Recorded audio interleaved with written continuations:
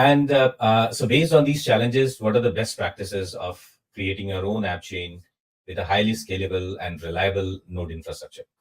So first is automate the bootstrapping of nodes. So as I mentioned, depending on whether you're launching a POA, POS, or any other different kind of consensus chains, depending on how permissionless or permissioned it is, you may require bootstrapping of nodes. So why we created one-click testnet?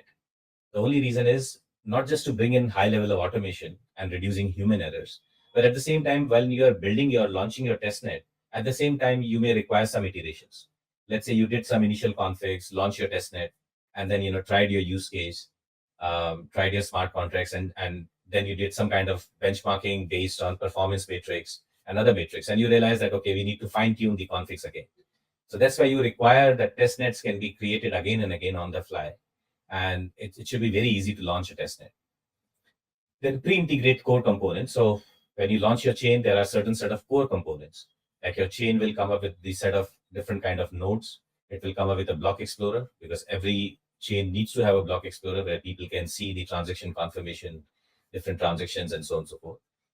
Then you also need to have faucet if you're launching a testnet, so that the builders or your own developers can use the faucet to mint tokens and use them while testing out the apps. And you may require some essential bridges, like when you're launching a rollup, you may require an L2 to L1 bridge.